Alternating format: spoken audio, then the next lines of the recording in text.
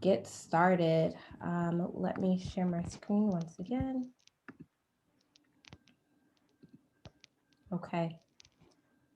Good evening, everyone. My name is Taniqua Hughley. I am the Outreach Director for Open Communities Alliance. On behalf of OCA, I would like to welcome you to part one of our De-Designing Segregation in Hartford County series. As some of you may know, we hosted this series in New Haven County and even in Fairfield County, and now we're home in Hartford. Part one, A Steady Habit of Segregation, will explore the history of segregation in Hartford County on February 9th. We are hosting part two, so that we will cover the impact of segregation and reparative strategies, in which we will discuss the impact of segregation and solutions and ways to desegregate housing in our state of Connecticut. On behalf of OCA, we would like to thank our sponsors, Garden Homes, the NAACP Legal Defense and Educational Fund, Connecticut Housing Finance Authority, Hartford Foundation for Public Giving, People's United Bank, William Casper Graustein Memorial Fund, the Center for Leadership and Justice, Connecticut Realtors, Federal Home Loan, Bank of Boston, and the Chef Movement. Thank you so much for your support. This is a Zoom webinar style, so we're unable to see everyone's beautiful faces, but we encourage attendees to use the chat for reactions and comments. Toward the end of the program, there will be an opportunity for questions, so please use the Q&A feature at the bottom of your screen where you see Q&A, and our wonderful moderator, Dr. Bilal Sekou, will then propose questions to our panelists. So thank you again for joining us. I would like to tell you a little bit about our moderator who will get us started and kicked off this evening. Dr. Bilal Sekou is an associate professor of political science in the Hillier College at the University of Hartford. His research interests are on race and politics, urban politics and campaigns, elections, and even voting behavior. He has published articles on social and political participation by African Americans, election reforms in Connecticut, third parties, and public attitudes toward the quality and integrated education in Connecticut. He is a social justice scholar and activist. Over the years, Sekou has served on the board of directors of a number of organizations working to promote social and political change, including Northeast Action, One Connecticut, Democracy Works, Connecticut Citizen Action Group, Connecticut Center for a New Economy, Connecticut Mirror, Common Cause in Connecticut, and Open Communities Alliance. Thank you, Dr. Sekou, for all that you do for OCA and the Connecticut community. I'll now pass it over to you. Thank you so much, Taniqua. I'm really looking forward to this conversation tonight. We've got a great panel. We've had a lot of fun before we actually came on, just joking with each other. So I'm really interested in hearing their stories and, of course, hearing the presentation by Dr. Susan Eaton. I think it's important to note that Dr. Eaton is the author of a study, for open communities called A Steady Habit of Segregation, the Origins and Continuing Harm of Separate and Unequal Housing in Public Schools in Metropolitan Hartford. Of course, that study can be found on the Open Community Alliance website, so definitely if you haven't had a chance to read it and you become excited after hearing this presentation and this conversation, then certainly you should take a look at the report. What I like about what we're going to try to do tonight is that we're going to try to really connect history to the reality, the lived experience of actual people who have lived in the city of Hartford in their own experiences. So telling these personal stories and how they grew up in Hartford and what impact segregation had on their lives, I think is really important to hear for all of us.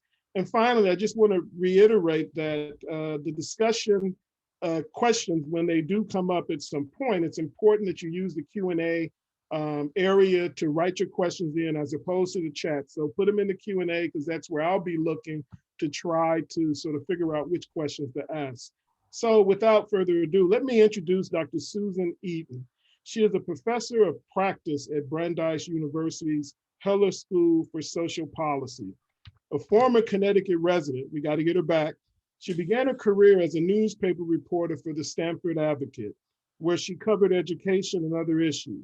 She is author of several books, including The Children in Room E4, American Education on Trial, and which is a narrative account of Connecticut's landmark Sheff versus O'Neill litigation and of life and learning in classroom in Hartford's North End neighborhood.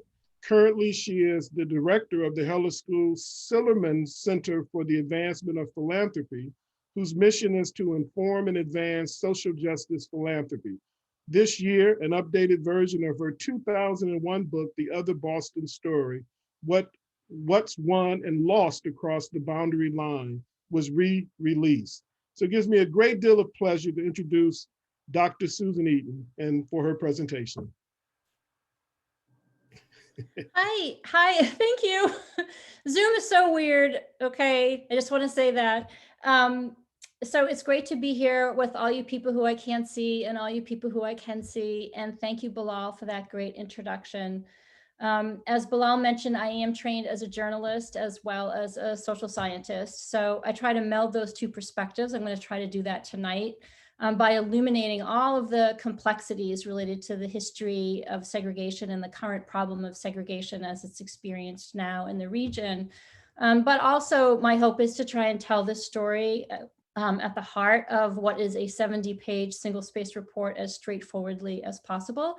So I'm going to try being the operative word, to share my screen now so that I have a PowerPoint. So it says host disabled attendee screen sharing.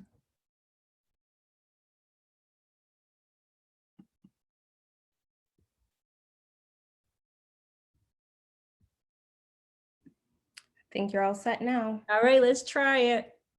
Okay, here we go. All right. Can everybody see this? Okay, good. All right. So the report's title, that we see here invokes one of Connecticut's many nicknames, the land of steady habits. And this was a term that was first applied in the 1800s. And at that time, the nickname referred to the state's inclination to elect the same people to office year after year. And so while we know that electoral behavior has changed in Connecticut, the voluminous record that we're going to talk about here shows that racial segregation really does remain the state's steady habit. Before we get into all that, I want to quickly note that this report was a collaboration of some terrific organizations, all of whom have connections and great concern for the state of Connecticut. And our shared hope is that this report will broaden public understanding about the causes of racial disparities in wealth, in health, education, and other life sectors that characterize one of the wealthiest states in the nation, Connecticut, and the way in which segregation is really linked to those disparities that we see. Ultimately, we hope that it will help build the public will that's necessary to remedy these problems. Also, I want to say that this report provides the connective tissue between the work of a lot of people, journalists, like I want to mention Jacqueline Rabe Thomas from Connecticut Mirror and her recent work, and older work from Bob Fram and Tina Brown from the Hartford Current, a lot of scholars who've studied aspects of this issue over many decades, but most recently and notable, I would say, is Jack Doherty from your own Trinity College, right? Who's worked with students to document Hartford's housing and school history. And then also I want to thank the Sheff v. O'Neill legal team and others from state government who left behind some very nicely organized files for me to look through. So in being a journalist, I would come back and I would be all excited, right, in Connecticut about some story. And my editors would always ask me, well, why do you want to write this story? Not just what's the story, but what justifies us spending time on it. And I oftentimes try to imagine that editor again when I'm doing any kind of work. And so this is what I would say to my editors now about this particular issue and why we need to spend time talking about it. So the racial segregation that we witness today, that we see when we're driving around or walking down the street, is not an accident. This separation is rooted in racial and ethnic discrimination. And segregation is not a simple matter of people from different racial groups just living apart from each other with no consequence. We know that segregation confers unequal opportunity and both reflects and worsens a lot of existing inequalities and cleavages in our society. And I know you're going to cover that in more detail on February 9th. I don't want to steal your webinar thunder, so I'm not going to spend a lot of time talking about the impact of segregation, which will be covered then. And the evidence that, I've put together here in this report indicates that in housing and in school segregation, it was ultimately deference to white suburbia and an allegiance to local control that really fatally circumscribed practice and policy over decades that created, exacerbated, and then ultimately cemented segregation in place in the region. Now, government is far from the only actor in this story, but what is often termed or thought of as private discriminatory action, right, on the part of landlords, say, or banks, and we have plenty of evidence of that kind of stuff, was at best tolerated by government officials. And these government officials have an affirmative obligation to provide equal protection of the laws and, under the state constitution of Connecticut, equal education. And indeed, at many points in history, as we'll see, government actors who are well informed about the existence and the intensification and the harms of racial and ethnic segregation could have taken action to mitigate this condition, but they did not. So let's go start at the present. By all available measures, both the state of Connecticut and the Hartford Metro have really high levels of racial and ethnic segregation in housing and in public schools relative to other metros in the United States. More than 2/3 of people of color in Connecticut live in only 15 of the state's 169 towns. There are 170 school districts in our little state, in your little state, not my state anymore. Connecticut is an extremely fragmented state with weak regional governments and most municipalities operating their own schools. Of the 100 biggest metros in the United States, Hartford is the 9th most segregated for Latinx families and people. It's the 34th most segregated for African Americans. It has high levels of school segregation, but there has been, unlike cities and regions, there has been a modest decline in school segregation in Hartford, largely because of the Chef V. O'Neill litigation and remedies, and also because of the African-American and Latinx migration to inner ring suburbs. So what is the result, right, of all of this, of these patterns? As the Open Community Alliance has stated, Blacks and Latinos in the state of Connecticut are far more likely than white people to live in struggling, opportunity isolated communities.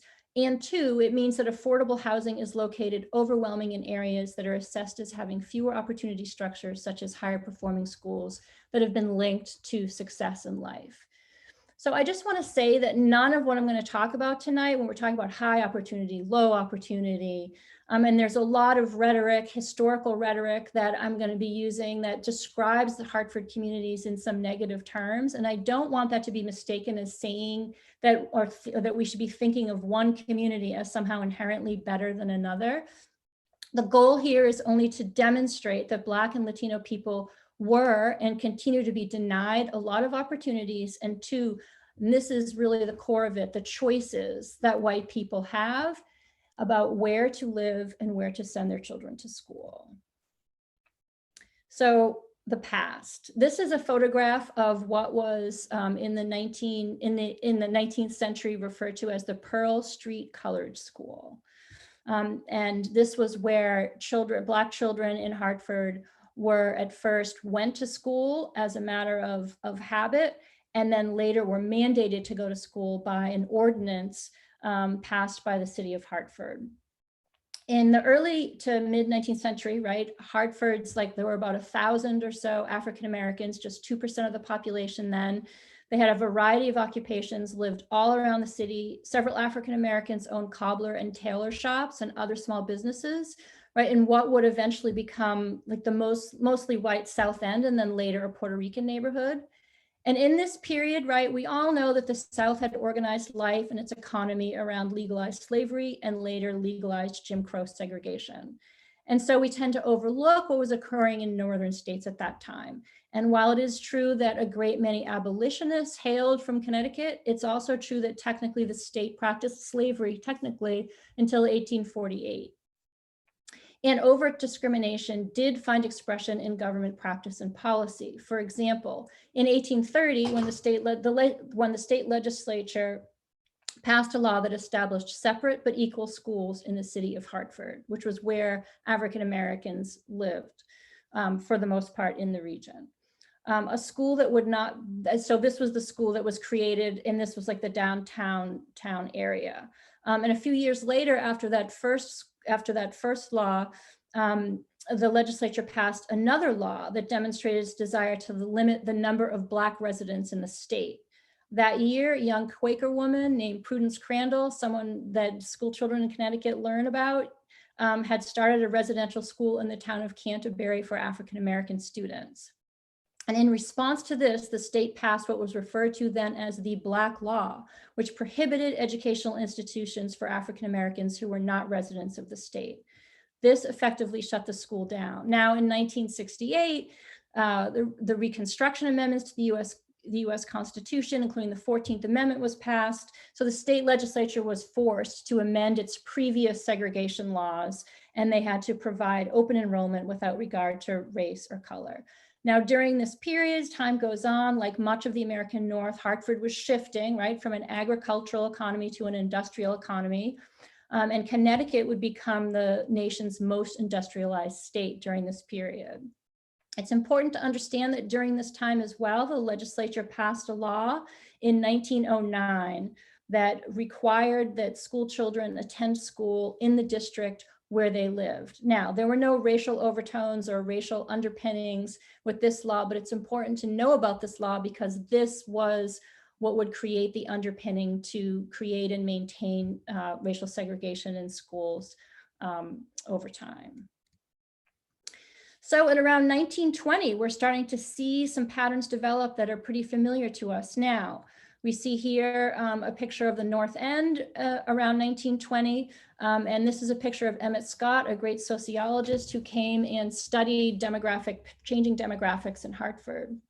And he studied movement patterns, and he saw that African Americans were being forced out of what was becoming a really prosperous, industrialized southern section of the city. Shop owners got bought out, rents skyrocketed, forced African Americans into rental housing in the North End, which was by then also a neighborhood of Irish and Italian immigrants and Jewish families.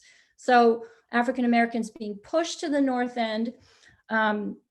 And what he wrote of Hartford, okay, so in the North End, I'm sorry, landlords responded to this movement and by the limited options that African Americans have by really raising up rents very high.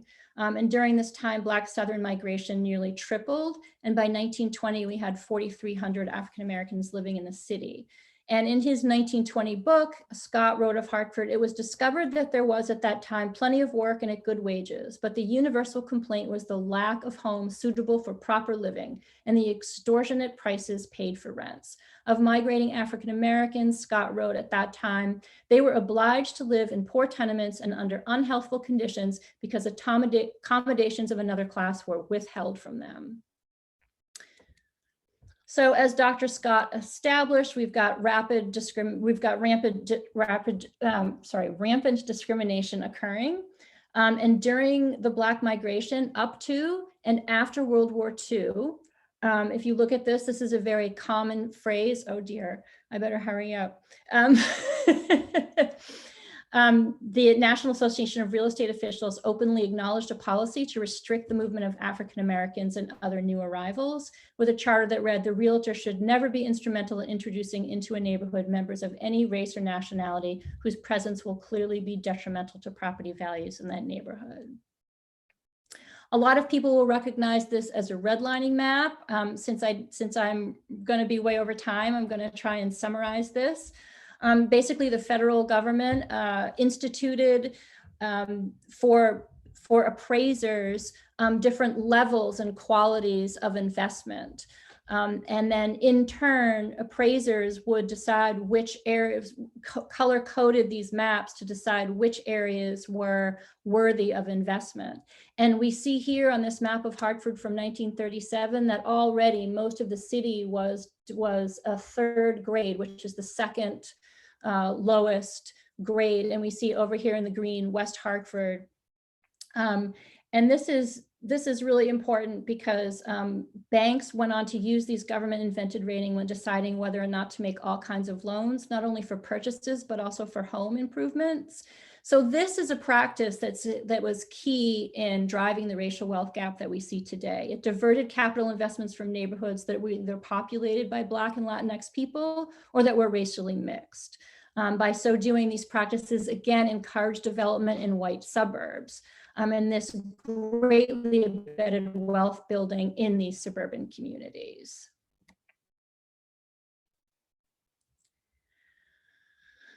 So all of these forms of racial discrimination began to have more and more visible effects in Hartford and its suburbs. In the 1950s, Robert Rotberg, a Hartford reporter, investigated housing discrimination, writing that Hartford's version of South's legal segregation finds its manifestation in the so-called north end of the city. White people had begun moving from Hartford to suburbia en masse after World War II as government loan programs that were accessible to whites, but not to African Americans, who were deterred from moving to suburban communities and reaping from accruing wealth from those investments. So as early as the 1950s, white people's discriminatory reactions to the growing Black and Latinx migration into Hartford had strained private housing in Black and Latino neighborhoods beyond its limits.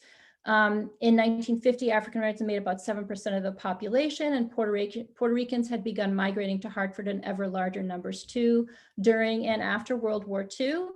And state and local government officials responded to these needs and the migration by developing public housing with federal dollars. And this was important. This is an important point. However, the federal government housing policies guaranteed that the poor, disproportionately people of color, stayed where they already lived. That's because federal policy based local housing authorities in individual cities and towns rather than in states or counties. And in turn, the local authorities chose sites for housing within their borders, and suburban authorities generally did not build such housing, but Hartford did. By the late 1960s, 94% of Greater Hartford region's low-income housing would be located inside Hartford's limits, but in the 10 surrounding towns, only 1.3% of housing stock was public housing units. In this era, the patterns of the segregation in the region are well established. Government officials commissioned reports, held conferences, and introduced bills in the legislature to address segregation and explore possibilities of regionalism. There was a brief moment when the federal government, local businesses, and civic leaders, and urban and even some suburban educational leaders expressed strong support for regional solutions to school segregation. But ultimately, the many proposals to address segregation in both housing and schools were rejected by the state legislature because of a deference to local control of suburbs. And I'm going to skip over that so that I don't run too much over time so we can hear from other folks. So in 1968, many of you know that Congress passed the Fair Housing Act, prohibiting discrimination in the sale, rental, and financing of dwellings. But several investigations by various actors over 2 decades provide documentation that indicates that this Fair Housing Act was not adequately enforced by state legislatures. Investigations into mortgage lending in the region deemed to be rife with bias, with a government official declaring in 1975, mortgage lending traditionally has been and continues to be a closed community operated largely by white decision makers, and its standards are geared to facilitate service to white customers. Throughout this period, a Hartford-based research group, Education Instruction, published a series of 10 investigative reports related to discrimination in housing. And you can find links to those in the report. We had people going out as testers and finding so many instances of bias, both in mortgage lending, in real estate steering, and in folks not being able to get insurance. Zoning is an important determinant of where public, subsidized, and affordable housing is built, and thus how racially and economically segregated a region becomes, and 2, whether or not that segregation gets maintained. So the power to regulate zoning is a state power. State government is the ones who decide how local jurisdictions can use their zoning. Historical and contemporary data from multiple sources, including the state of Connecticut itself, shows that zoning-related decisions by local and state government actors have contributed and continue to contribute to the racial segregation and concentrated poverty in the Hartford region. Now we're already in the 80s. In 1988, the state issued a dramatic report from the state government, which said that the State Department of Education, which read that the premise underlying this report is that segregation is educationally, morally, and legally wrong. A trend is developing in Connecticut's public schools that is causing isolation of the races with divided educational facilities. The report pointed to two Connecticut's. In one, white students tended to be fully participating in the state's economic and educational opportunities. In the other Connecticut, Black and Latinx students were shut out. I won't read it. In 1989, we know that a group of local and national civil rights lawyers filed a 17-page legal complaint, Sheffy O'Neill, on behalf of a group of white, Latinx, and Black children and their parents from Hartford and the suburbs. And the lawsuit charged state government officials had reneged on their constitutional duty to provide a free, equal education to public school children in Connecticut. In 1996, the state's highest court agreed with the plaintiffs. And this is, I want to note that this is also a litigation that the state has vigorously defended itself against for generations. I'm trying to speed through. Oh, we're at the present day. Okay, so it's really important to understand as well that these are not new, these are problems that persist. Discrimination persists, as well as the present day effects of past discrimination, which are powerful and harmful to families. And to understand how these past problems and how current discrimination is playing out in both Hartford and the state, I highly recommend these two reports, one, Out of Balance, from the our Open Communities Alliance, along with other reports they've written in recent years, and the Analysis of Impediments, which kind of goes out and looks at impediments to fair housing and fair housing choice in the entire state. And finally, some recent work on school segregation. I just want to give a shout out to the Connecticut Mirror and Jacqueline Robbie Thomas, who's done great work on this. Highly recommend looking at that and the way that that problem is playing out now. What can we do? That's for your next webinar. But I would say that the evidence strongly suggests the need for new and continued counterforces to the long-standing harmful condition of racial and ethnic segregation. And there are more specific recommendations that are contained in the report. And I look forward to hearing ideas and thoughts from all of you. And I'm sorry I went over time. Not a problem. Okay. I left out a lot. All right. Thanks a lot. Thank you. All right, thank you very much. Are we able to get that off the screen now? How do I make the screen go away? Oh, stop share. Yep, that'll be it right there. Thanks a lot, Dr. Eaton. That was very, very informative. And as someone who has read quite a bit about that history, I mean, you provided a lot of additional detail that hopefully will be a part of this conversation. And let me once again encourage people to add questions to the Q&A box so that we can have some questions to ask after we get through this group of fine panelists that we have here who will share some of their own personal story and anecdotes about their experience of living in Hartford and how their lives were impacted by their experiences of being in a city as segregated as Hartford is. And so we actually have 4 panelists. And so let me just sort of say something briefly about them, and then we will hear them one after the other as they present, for us. And so the first one is Natasha Pierre. She is a Hartford native and victim advocate for the state of Connecticut. We also have Iris Ortiz, who is born in Puerto Rico, raised in Hartford, and is retired, who used to work for the Department of Social Services. We also have Diana Hinton and all of her family, Hartford native and a senior business analyst and at Travelers. And we also have Steve Harris, who is a Hartford native as well, a US veteran and a Hartford firefighter. So why don't we start with Natasha as our first person, Natasha Pierre, and sort of hear from her about her story. Well, it's a big story. Actually, I'm a Hartford native as well. And I just moved 6 years ago. And I never thought I would, and I moved because of the school system. So I was born and raised in Hartford. You actually showed some pictures of areas where I have lived or my family has lived. My mother luckily got a job at Pratt & Whitney. So she actually had a good job, even though I think she made like $30,000 by the time I was in college. But at the time, that was a very good job. So we didn't live in some of the project areas. We lived project adjacent. I lived, by the time I was in third grade, I think I lived 14 places between the Asylum Hill area and the north end of Hartford. And I didn't realize until I was much older that part of that was my mother couldn't keep up the rent. So then we lived for a little while, then go live with some family for a little while, then get another place.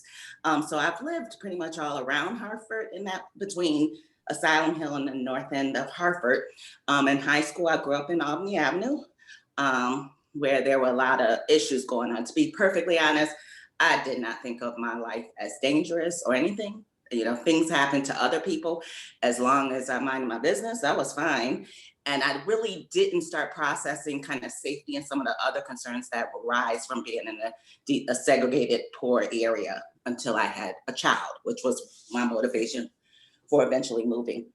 And also the other thing that stabilized me was early on, I got into the gifted and talented program. So I went to one particular school throughout all of the moves. And then I went to private school for a little while, actually, and middle school. And then that's when I decided I would prefer to be back in public school around my people, because the most racism I have ever experienced was in private school.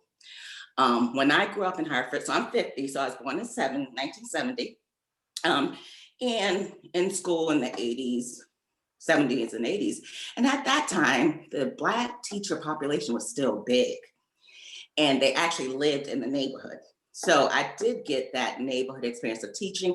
I can say, and that's probably because I was in gifted and talented program, that my education was never a problem in Hartford, as it is for most kids now, unless they're able to get into one of the magnet schools. So I actually stayed in Hartford, went to college, got my law degree, and I actually came back to Hartford. I mean, I always lived in Hartford, but I invested in property I was gonna do it. I bought a 3-family in an area that was Asylum Hill area, Sargent Street, I'll say it. That was supposed to be up and coming. And frankly, that's the neighborhood I grew up with, and I loved all those little historical houses, and I actually bought one of those, and really was committed to helping the neighborhood. Unfortunately, I was a landlord too. So I got like every horrible story that I won't air on here because that doesn't help Aaron's cause possible. And it started to really wear me down. And just at that same time, I had got my daughter into a magnet school that was down the street. And around that time, they grew out of that magnet school. And so they moved their school to Bloomfield. So now here's my pre-K child on the bus for an hour when she was around the corner before. By the way, the local school had been closed down because they were doing repairs. So regardless, she would have been bused somewhere. So they moved to Bloomfield. It was supposed to be temporary. And then they decided, oh no, we're gonna stay here. Not only are we gonna stay here, but we're gonna spend $500 million to build this building back up. And in the meantime, your child is now gonna be sent to Windsor, another bus. And at that point, I just said, I was having problems keeping up the house. And I just said, if you're gonna send my kid to Windsor, we're gonna live in Windsor. And I'm a huge proponent, people can talk about that. Windsor's a great neighborhood for me because it's really diverse. It's not 50% Black, but it feels that way. And that was one reason why I was committed to staying in Hartford. I never, ever wanted to live somewhere where I am the only one or my child is the only one. But unfortunately, the education system makes you kind of reconsider things. But I'm lucky that I landed in a community where it's still a strong Black community with leaders all over the place and people in the school system really helping my kid out. I'm not saying it's the best experience for all kids, but I feel a sense of community here that I never really attained in Hartford, because even though you might know your neighbors, it's a really tricky situation when you're living in the city, because one of the things about when I was a landlord, my neighbors were great. But when somebody shot up my property, nobody said anything. So it's how do you build that? For me, it was a real struggle to move. And you could probably tell from what I'm saying, because I was trying to build that trust. I mean, I was trying to stay focused and help, but that was the trade-off. And actually, I'm in a great place now. I actually lucked up with some really good people. I know we're trying to move people to desegregate. I will say to anybody, research your neighborhood though, because even when I moved out here, I rented for a while. Because I still, even in this area, I could have made it so we were the only ones in our neighborhood, and I didn't want that. So spend some time. They have all kinds of information about the demographics of whatever neighborhood you're looking at. Spend some time, because even though we want better opportunities for ourselves and our children, we still have to think about our mental health. And how do you raise a brown or Black child in communities where they might be the other? Great story, Natasha. Thank you so much. So I'm like, I got to cut you off, but I know, I was like, you were going great. You were going great. Thank you so much for sharing. I mean, that was just an important story to hear. Iris Ortiz, you're next up. So let's hear your story. You got to take yourself off mute. Yep. Okay. I'm Iris Ortiz. I was born in Puerto Rico, and my grandmother came to the United States, and of course, looking for a better job, better life. And then she sent for me and my mom, and all of us came here. So we lived right in the north end of Hartford on Main Street. So I was raised in Hartford. And as I was growing up, it was majority Black and brown skin. I never saw anyone other than us in the neighborhood. We knew everybody in the neighborhood, and the schools were just us, brown and Black children. I never knew we were segregated. I mean, it was a thin line there, but nonetheless, I took school seriously, and I paid attention. And so as I grew older, I started to notice that there's life outside of Hartford. And I didn't like the situation that my mom had, because we didn't have many choices as far as housing was concerned, because the rents were so high and the landlords weren't really keeping up the properties. So my mom always struggled with that, trying to find us a better place to live. So I decided that once I had children, I was going to try to go and stretch myself out a little further. And I decided to try out the west end of Hartford for my children, because I saw what my mom was going through in Hartford. We lived in Bellevue Square, Sim Street, High Street. We went all around the neighborhood in circles, and we still couldn't find a good place. So I decided to do a little branching out, and I went ahead and did the west end of Hartford. I was at the right place at the right time, I would say, because I was able to rent a nice place. And I never experienced any kind of difference out there, or anyone treating me indifferently. But then again, my children were babies, so I didn't get the school feel or the community, because I was always home with my children. I was a young mother. So my first experience with segregation, I would call it, it's because I lived in a privately owned building, and some corporate people came and took over the whole block, and they took over actually blocks upon blocks and became Clemens Place. They had a plan to make this a beautiful place, but the problem was that the rents were going to be so high that we weren't able to afford it. So they came up with a great plan. I mean, it was feeling like discrimination, but I was so young to know, and I didn't have a voice. I didn't know who to go to. And they offered us a stipend, a bonus, a relocation fee, whatever you want to call it, to get rid of us, it felt like. And they were going to take over our apartments, and they were going to make them beautiful. And the rent was going to be so high that we were never going to be able to afford it. So this man took mercy on us. He had a management company and he organized the tenants. And he said, if you don't want to move, you don't have to move. We're gonna make an association sort of, and we're gonna meet in the church basement because that's the only place we could meet. And invite all your friends, all your neighbors, and let them know they don't have to accept that $3,000 or $5,000 because then they can't come back.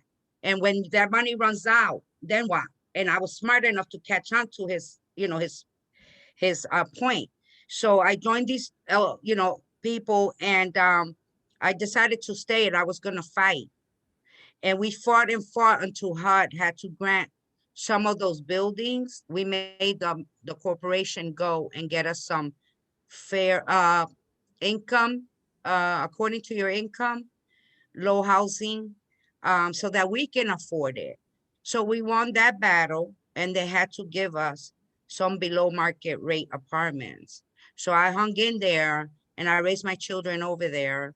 And I'm glad to say I did stick there, stick to my guns and didn't let them just come and snatch my home. That was my home. And for them to rent to hire, for people with more income than me. And I'm glad to say that I raised my children in Hartford. And now my son is giving back. My son, Nick LeBron, is giving back. He worked at a school, and I had to, I kind of helped out with the school too, trying to get the children into the schools. And yeah, now I live in Windsor, but I love Hartford, and all my kids are in Hartford. So that's it. Thank you so much. Wow, two warriors already. I can see this is shaping up to be some great stories. Diana, why don't you share with us your story as well? Okay, my name is Diana Hinton, Diana DeBerry Hinton. I grew up in Hartford. I was born in Hartford. I grew up in Stowe Village from when I was born until we moved out when I was 17 years old, going to high school. I have 3 other siblings, and my parents obviously were with us as well. My parents moved up here from South Carolina, trying to find a better life for themselves, to come up to Hartford. So we ended up in Stowe Village. We stayed there. It was normal for us. It wasn't like Iris was saying, I didn't really realize we were in the projects or it was segregated, any of that. It was just normal. So, I grew up there. I went to high school, went to a private high school in West Hartford. And I think that's when I kind of became aware of the differences. When we moved from Stowe Village to our house in Hartford, it was great for us. My parents, they raised 4 kids in the projects. They wanted to get out of the projects, but with 4 kids, it's hard to save the money, hard to be able to do it. And when they moved into their neighborhood, the people who lived there were not happy to have people from the projects moving into their neighborhood. What they didn't know is that my parents were so proud to have their own house, where they took better care of their house and everybody else's house basically on the street by the time they moved away. My father bought a riding lawnmower for his teeny tiny lawn, but he bought it so that he could cut everybody's grass. He shoveled everybody's snow. He did everything he could in that neighborhood to make sure that people knew that he deserved to be there and that he was a good person.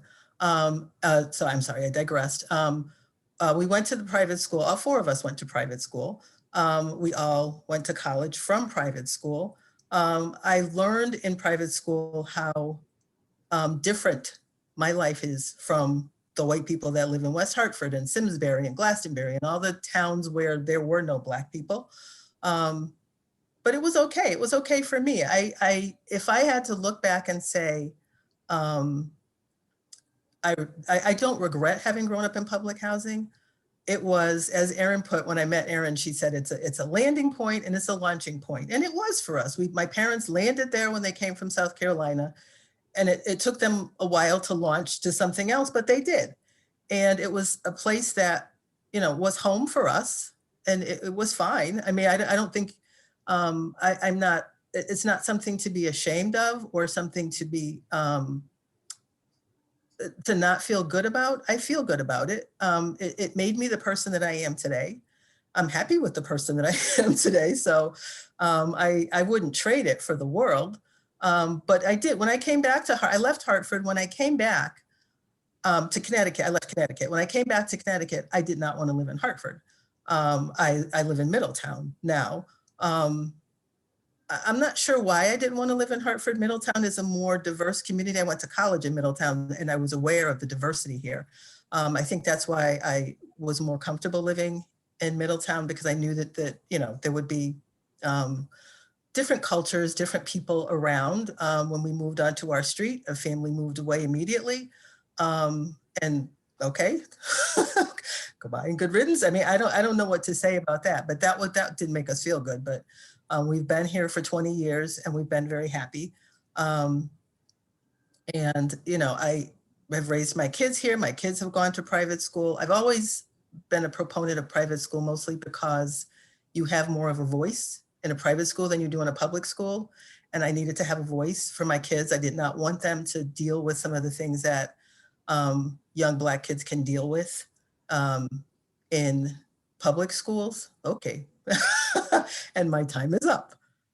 Finish your thought. That's fine. Yeah. Yeah. I just wanted to say, as we looked at schools for our kids to go to, you could see that the teachers thought that because we're Black, we don't care about our kids. We weren't interested in what was happening. We weren't going to get involved, and that was not going to be the case with me or with us. So that was the point. I made sure that I had a voice and that my kids had a voice in their education, and it's paid off. So. Right. Thank you so much, Diana, for that. Again, wonderful contribution to the conversation. And so last but not least, Steve Harris is going to share with us as well. So Steve. Good evening, everybody. My name is Steve Harris. I am a lifelong resident of the city of Hartford. I have been on my street, Cleveland Avenue, for probably 72 years now. I am a true, as I refer to myself, true North End brother, born and raised here.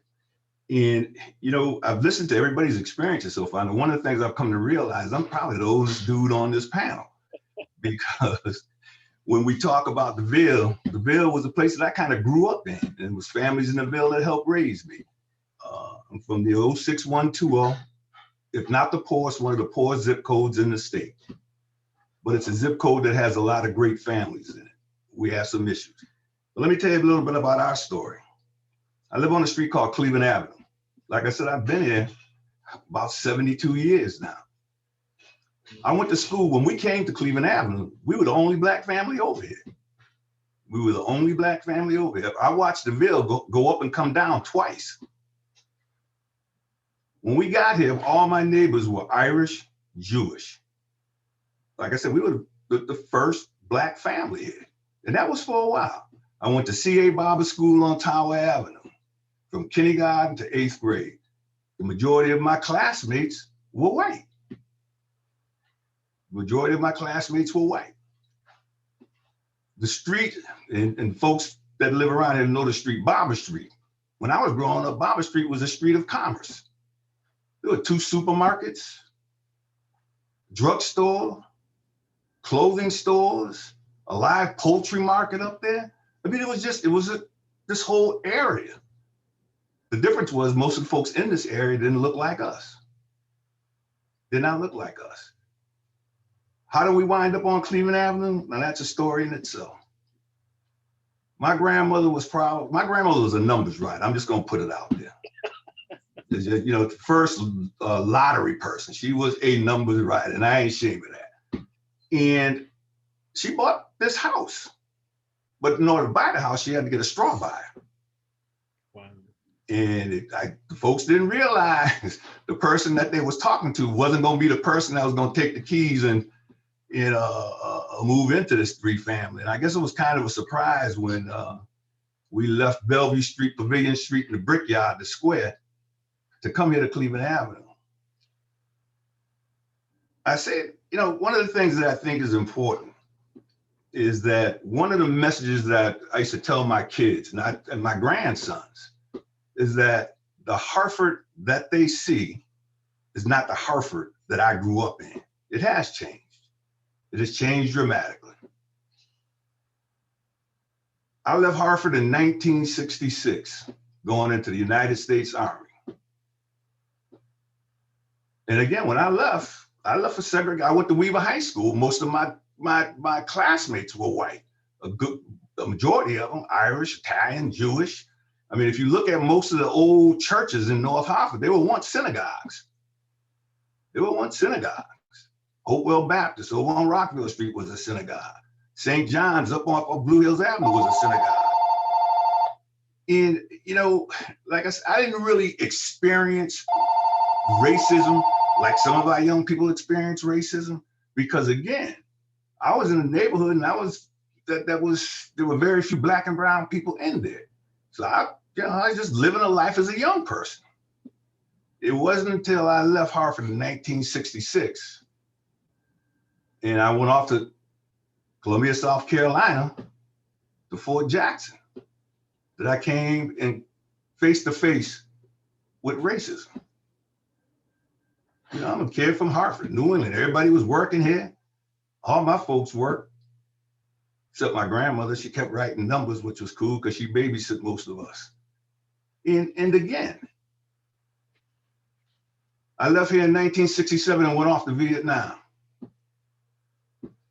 1968, I came home from Vietnam 3 weeks after Dr. King got killed, assassinated. My mother and grandmother picked me up at Bradley Airport. As we're coming down 91, we normally get off at the North Main Street exit. Just before we got to the exit, my mother turned to me and said, "Son, there's something I want to tell you.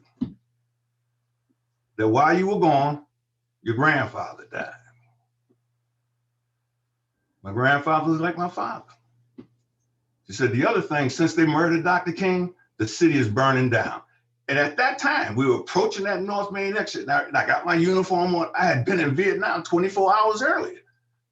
And as we got to that Main Street exit, I saw 3 state troopers standing there with gas masks and shotguns, waving us past. And I looked down to the right, so now I could look down on North Main Street. And all I seen was smoke and people running back and forth. And the big building down there on the left, there used to be, some people think it was the state building. It used to be the Fuller Brush building down there. And it was just chaos down there. We had to go downtown in order to get off an exit to come back down North Main Street. And I remember getting to it, though from Hartford, remember the Firestone? I remember getting to Firestone and they had a barricade across the street.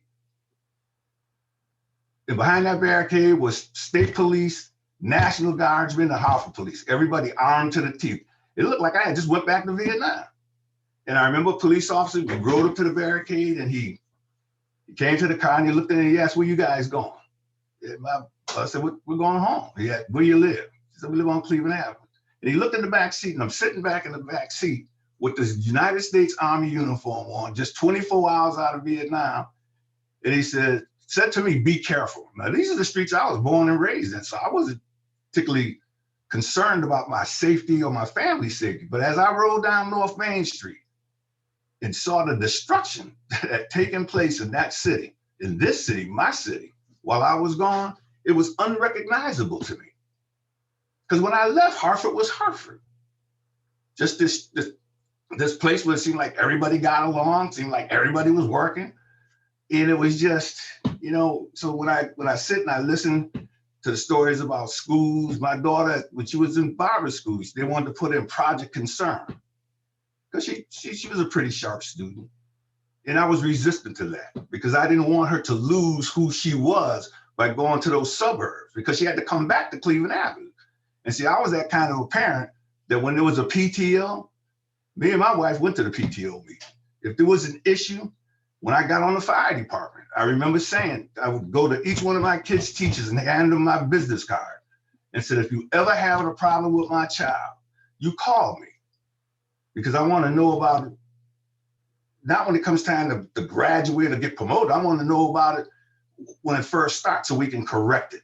So I just say that for me, because like I said, I seem to be the oldest person on this panel. And, you know, again, the Hartford that many of our folks go through wasn't the Hartford that I grew up in. The Hartford I came back to was that had changed was 3 weeks after Dr. King got murdered. The city has not recovered from that. I remember asking my mother the first morning I got up. I went out. You weren't supposed to go out. There was a curfew. All you could smell was tear gas. I just come back from combat. This is my neighborhood. I want to see what's going on.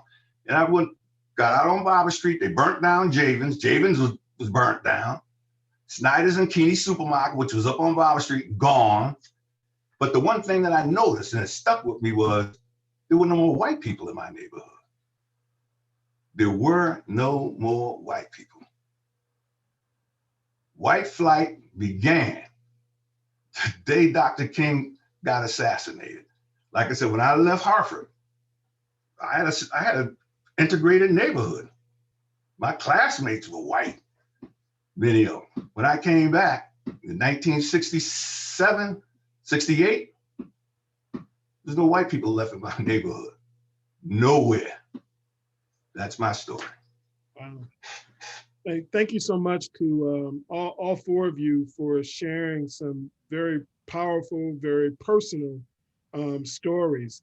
One of the things I want to ask you guys before we dive into some of the questions that have come through the Q&A is to think about how your stories link to each other. You all are sort of coming from different time periods, different moments of the city's history.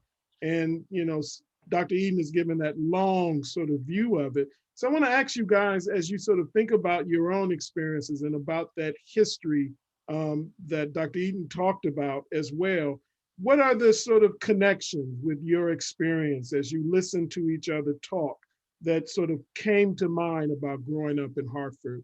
And I don't know who to pick in any order, but who wants to try that question first, I guess. Well, go ahead, Diana. One of the things that Mr. Harris talked about was Project Concern. I was a Project Concern child, so was my sister and my brother. We were bused from Stowe Village to Kennelly School in the North End from halfway through my 3rd grade year.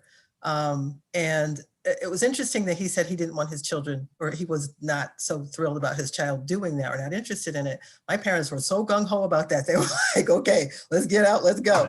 And we did. I mean, we all went through it. We all graduated from, the 3 of us. My older brother was already done, but we all graduated and it was fine. I mean, it was definitely a different community. And like he said, we went to the North End of Hartford where everybody was white, and we came back to Stowe Village where everybody was Black or Hispanic, and it was fine. I mean, I guess it didn't bother me that we had those differences, but it was that was one of the things that occurred to me as he was talking. And it's one of the things that concerned me. I had a friend that lived in Stowe Village. It was the Mitchell family on Hampton Street, Gregory Mitchell and Michael Mitchell.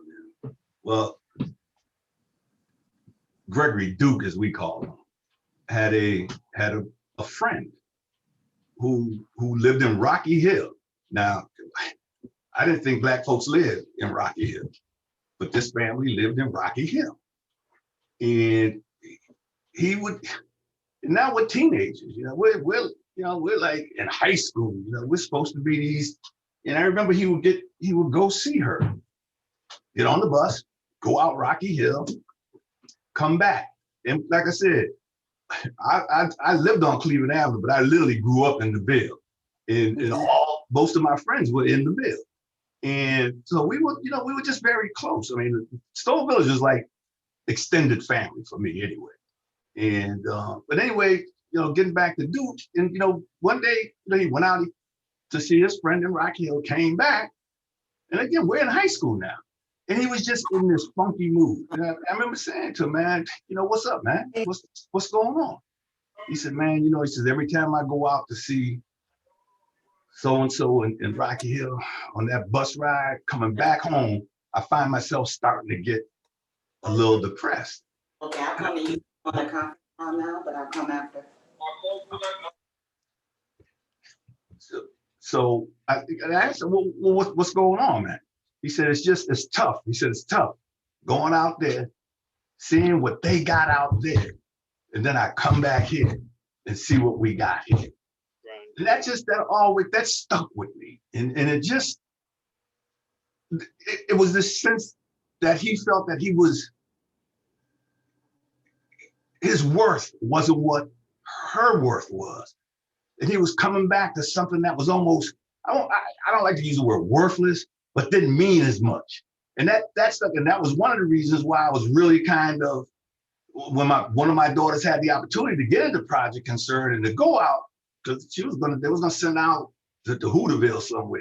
That was the thing that stuck with me. Right. That stuck with me. Yeah. I think it's on Natasha, and I think you're on mute. So yeah. Okay. Yeah. What struck me is how we all lived in similar neighborhoods, but very different. Because what you were saying, like basically there were hardly any white people in my neighborhood unless they were the shop owners or related to some family person. And my family was in Nelson Court and Chappelle, which is very near Bellevue, Stowe Village. I think I have to figure out that, but you know, it was a whole different neighborhood, but it was, I guess for us, that's all I knew. So I did not see it as different. I didn't travel much outside of the state unless I was going to New York to visit family, which were in similar neighborhoods. So it wasn't like, of course, the West End was different of Hartford, but really, I never saw our neighborhood as being less than anything. Everybody I knew was in our neighborhood. Everybody was working and had jobs. And, you know, when I was growing up, education was still heavily the main center and focus of your existence, you know, in my family world. So it was very different, but we do have similar, and I forgot to say it, the migration. My family came up from Georgia in the 40s, late 40s. One of my grandparents came from Guyana to work in the tobacco fields up here in Windsor. And that's where, you know, I'm a descendant of that person. So the migration thing was very similar. Also, I think because of the time period of when we were raised, my parents were very young in the 70s, and they really raised me to be proud of myself and to not even think for a second that some other school or institution that was white led was better than where I was. So for me, the private school experience wasn't worth the discrimination. I was a proud, confident person. I wasn't letting them beat me down. Luckily, I was in a school where they didn't punish me for speaking up because frankly, history lessons, my hand was up like, no, that's not true. You know, when they tried to address slavery in the paragraph, I was like, no. So, I mean, I was raised to be a warrior and to speak out and to not let anybody belittle me or think they're better. So I had a different perspective. So going out to their communities wasn't worth my mental health. Right. Thanks a lot. Iris, did you want to say something very quickly as well? Okay. Yes, I just want to relate to Mr. Harris. I was only about 7 or 8 years old when the city was on fire, and my mom said we couldn't look out the windows. And I'm so, you know, me, I had to go look out the window.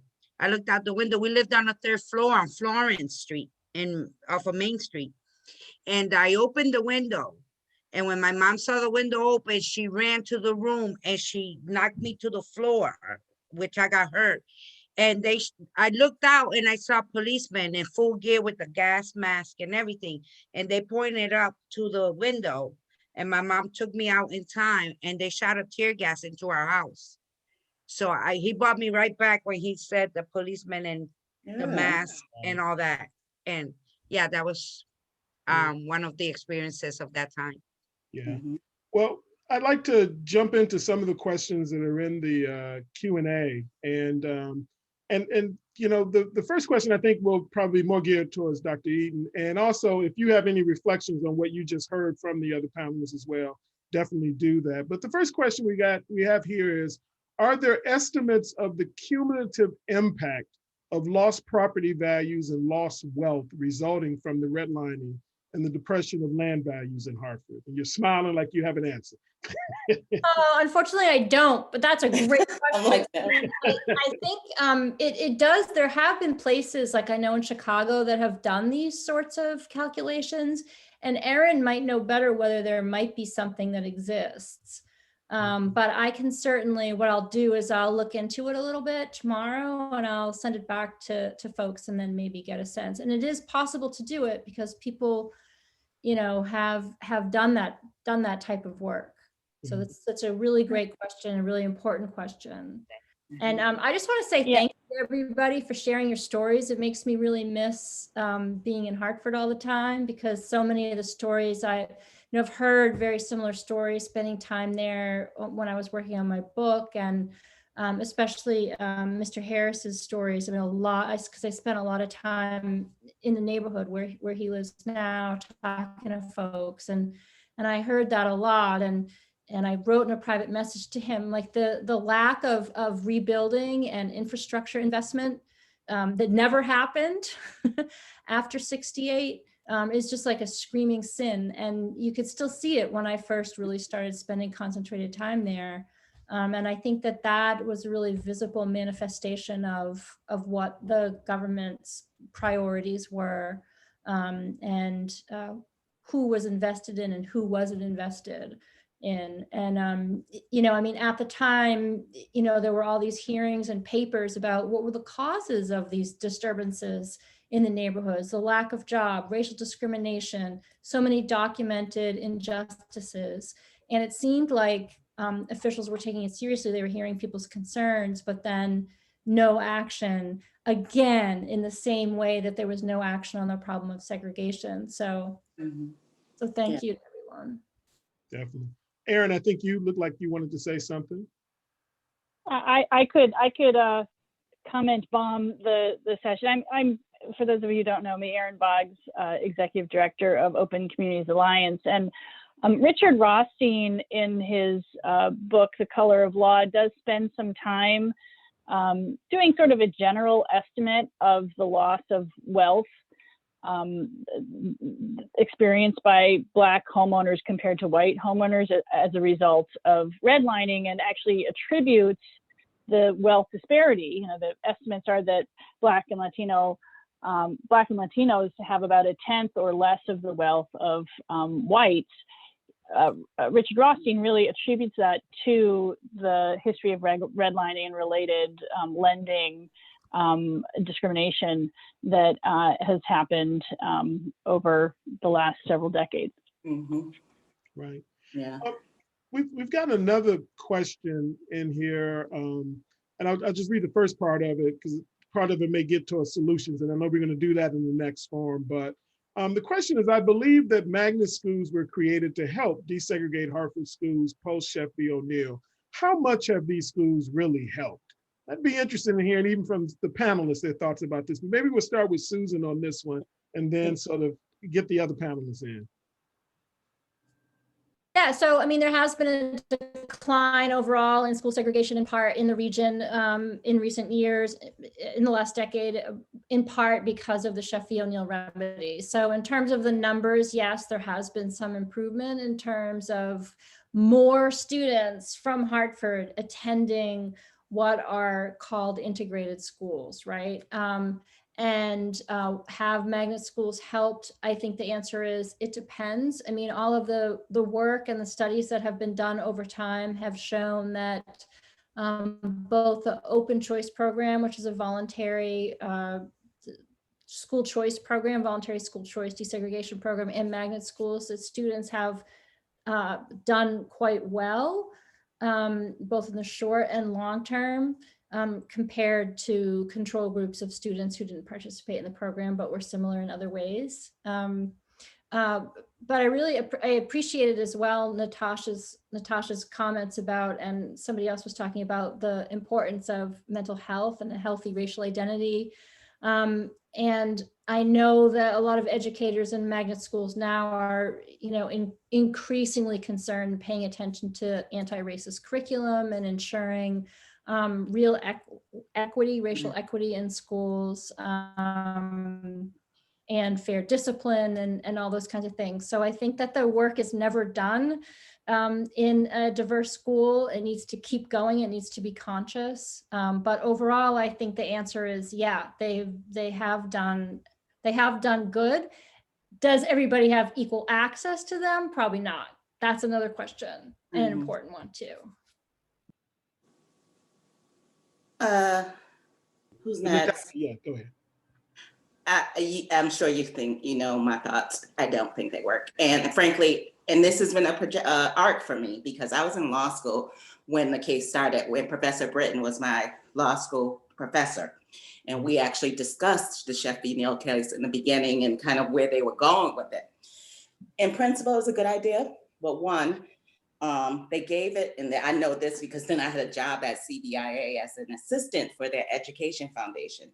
Once the case ended, they gave this project to CBIA, Connecticut Business and Industry Association, who's not necessarily concerned about the community, to come up with the plan, and that's where CREC came from there. So it definitely had a slant and a perspective that they were trying to work with. Then they said, okay, it's gonna be economically diverse groups. They don't ask one bit of economic information. They just assume the Hartford kids are lower income and the suburban kids are higher income. And that's not, and in my experience, that wasn't the case. I'm a lawyer, so I was one of the higher income people in my class. And it was just interesting because I just felt like my daughter was there to benefit the other students, not that she got a particularly great benefit for her. She got better than what we would have gotten because the schools in Hartford, public schools, were being closed for buildings and all this. So you had nowhere to send your kid. So yeah, it's a better education than the system they set up in Hartford, but it's not a better education than the education she's getting in Windsor. And also it's a program where only 50% of the kids are supposed to help get in it. So it's definitely not doing what, and on top of it, most of them started in a city and now they're in a suburb. So basically we just have an open choice program to bus our kids out to another neighborhood, and another example of, see, you can't get a good education where you live if it's predominantly Black. Yeah, you know, let me sort of pivot to another question that's in the queue that I think is also interesting. First, it says, thank you for hosting this and to the participants for their contribution and insights. My question is, the absence of strong regional organizations, leaders, governments has been described as an impediment to change. Can you share your thoughts on how instrumental you think regionalism is to affecting change? If it's important, what structure and or processes can enable greater regional actions that change patterns of racial isolation? And I know this drips a bit into some of the solutions that we're going to talk about in the next one, but I'm just sort of interested in some preliminary thoughts you might have on that particular question. Dr. Eaton, how about you start? Okay. Well, I think Erin is actually the best person to answer this question. I will be a participant or a panelist bomb again. So I think regionalism can be really important, but I think at the base of all of this is racism. And unless we can get over our racism, even if we have regional organizations and sort of solutions, you know, that can make some headway, but it might not make all the headway. And part of the reason I think this is because I take the example of Westchester County in New York, where they have the regional administration of the Community Development Block Grant Fund. But if you look at how that's been spent and you look at how housing has been developed there, it's not necessarily better. And they were sued and they've had to correct what they've been doing. So I think coming to a wider statewide understanding of why this is important and getting the sort of political will to change it, you know, there may be regional structures we want to adopt to do that, but no matter what, we want to change this. And so figuring out the tools to do that with some unified perspective on why it's important is maybe even a step that comes before that. Thanks a lot. And Erin, well, following up on that, Erin, do you think they can regionalize financially? Because I think that's really what it comes down to, where the money is. So we can have different communities working together and saying, this is a great idea. And that group of people think it's a great idea. But if the towns aren't dedicating money to it, how far can we go? We're so small, it makes no sense. We have 169 school systems, and all of that. Have you considered that, or if that's even possible? Yeah, no, yeah, I mean, I think that's the heart of where a lot of the resistance is. I also think, as a state, we're really tiny. I mean, you think about lots of other states that are much bigger than Connecticut. And there's a level at which the state should be functioning the way a county does in California, and just making the things happen that need to happen. And I'm thinking of, housing planning in particular, that the state is in charge of, the state can do. And, once we get some changes to zoning, thinking in terms of where subsidized housing investments are made, that can actually happen through the state. And a lot of those decisions can be made at the state level. Yeah. Another question we've got in the queue, many of you have talked about, and express your pride in having grown up in Hartford and, and in the communities that you grew up with, but we also know that there are lots of inequities within the city, especially when it comes to issues like affordable housing. And so this question really asks, how do you sort of promote sort of a rootedness and pride in Hartford, given these kinds of struggles that are out there, to get people, I guess, in the community involved and pride in making those investments in the community? What are your thoughts about how do you, how much sense does that make to be also trying to do?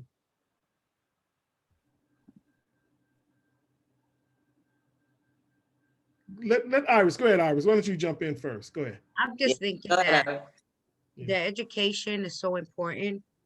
If we can just come to a mutual agreement and not have to bus our children out an hour away, if we can make the lucrative money become so lucrative where the teachers will come back to us instead of going elsewhere.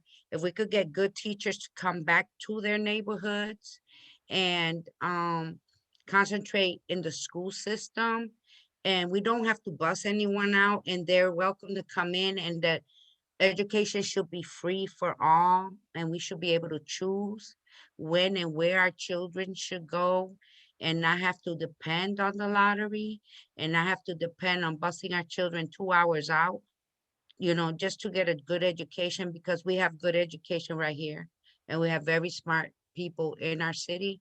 And we have a lot of capable teachers and professors right here. We've birthed them and we raised them here. So why we have to ship them out? Let it be where if we want to go out there, we should, and we could if we wanted to. But if we want to stay in our own neighborhood, we should have that same quality of education here too. To that point, I think one of the things that just really gets to me is, and I'm not against busing. I don't want anybody to think I am, but this is what what Iris just said. I get up Monday, Wednesday, and Friday and go to the YMCA on Albany Avenue. So I'm up at 3:30 in the morning. I'm out of my house at generally about 4:30. And I can remember coming down Cleveland Avenue. This is a year ago. And as I'm heading down Cleveland Avenue, it's like 20 minutes to 5 in the morning. And I remember seeing a mother and a child standing waiting for a yellow school bus at 4:45 in the morning. And that just kind of, and keep in mind now, as I'm coming down Cleveland Avenue, within walking distance of where I live, there are 4 schools. 4 schools.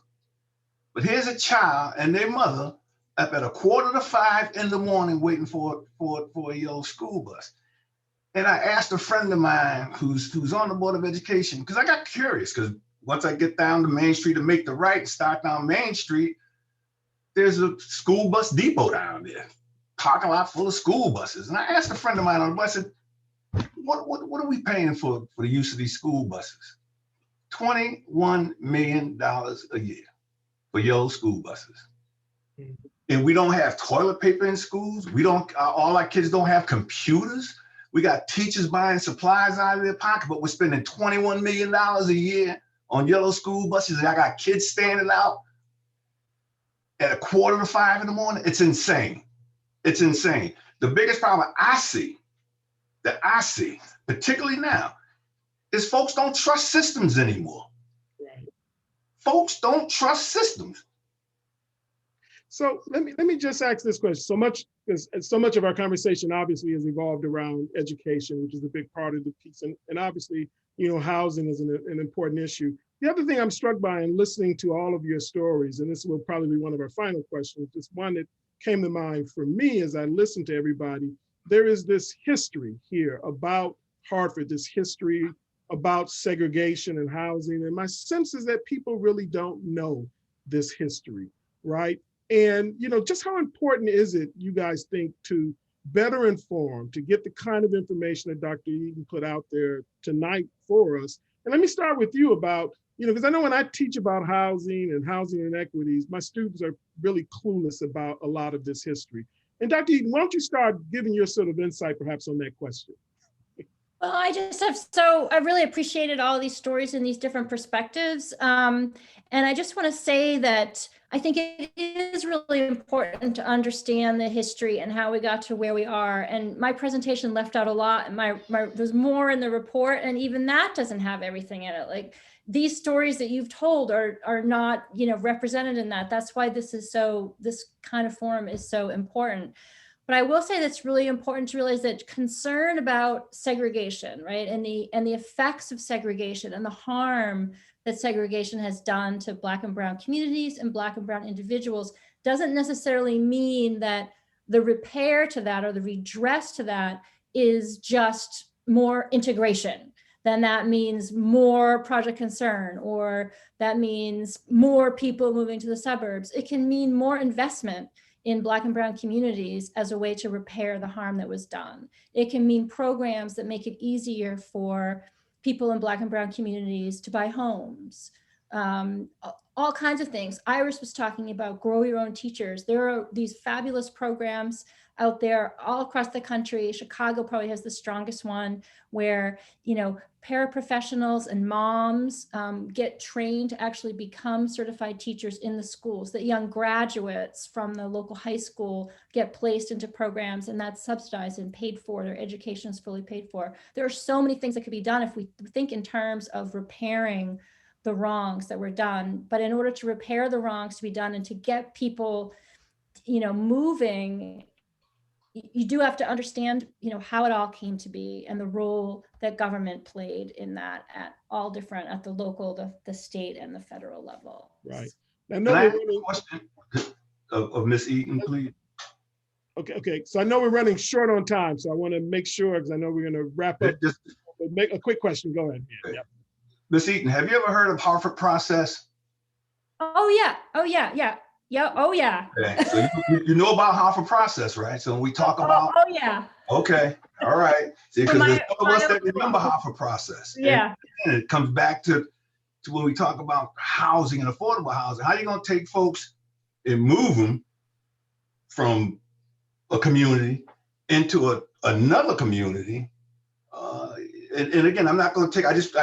Maybe at some other time or in the second part, as you can talk about how Hartford process plays a role in some of the thinking in terms of when I talk about trust in systems. Yes. Okay. Yeah. So this is obviously a lot to take in tonight. So in some way, Erin is going to wrap all this up and make all of the connections and explain all of, everything, to us.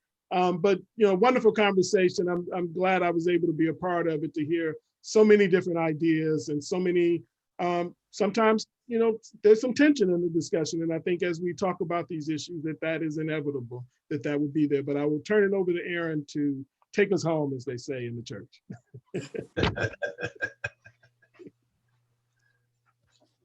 Erin, you're on mute, Erin.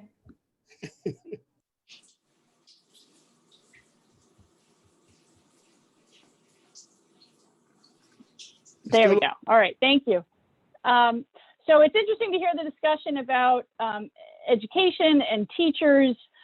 Having grown up in Washington, D.C., where most of my teachers were Black women in the public schools, I've always been interested, and this is a research question, Susan, for another day, is how was it in Washington, D.C., teaching became a pathway to the middle class for so many Black women, and that didn't happen in Hartford. I've always been curious about it. So we'll get there another day. But I think as Susan said, and as everyone has emphasized, connecting the history to today is so important. I think we have to ask ourselves, why was Stowe Village built where it was built? Why was Charter Oak built where it was built? How were these experiences of everyone who was on the call today shaped by, racist policies that were just designed to keep us separate? I think what's been wonderful on this call for me, this presentation, this event, is the diversity of the perspectives. It's clear that there are a diversity of choices that people want for their families, and that investments in communities that have historically been communities of color are critical, that allowing those choices to happen is also critical. And ultimately, we need both sides of the coin to allow people to have free choice, and sort of realize what they want to realize in their lives. I think we've also heard a little bit about the importance of organizing in all of this, and of course, the importance of education. So I want to thank first our panelists and guests, Dr. Bilal Sekou, Dr. Susan Eaton. It's become so important since Jill Biden really became center stage to say that doctor piece. I want to thank our panelists who are sharing their stories, Iris Ortiz, Steve Harris, Diana Hinton, and Natasha Pierre. And I want to thank our sponsors, our platinum sponsors, Garden Homes, the NAACP Legal Defense Fund, our gold sponsors, CHFA, the Connecticut Housing Finance Authority, Hartford Foundation for Public Giving, People's United Bank, our silver sponsors, a sponsor, the William Casper Graustein Memorial Fund, the bronze sponsors, Center for Leadership and Justice, the Connecticut Realtors, Federal Home Loan Bank of Boston, and the Chef Movement. And I also want to give a huge thanks to Taniqua Hughley, who has done so much work to make this possible today. And don't forget to come back and join us at the next session on February 9th at 6 o'clock. We really look forward to seeing you and talking about the impact and solutions. So thank you for joining us. Thank you.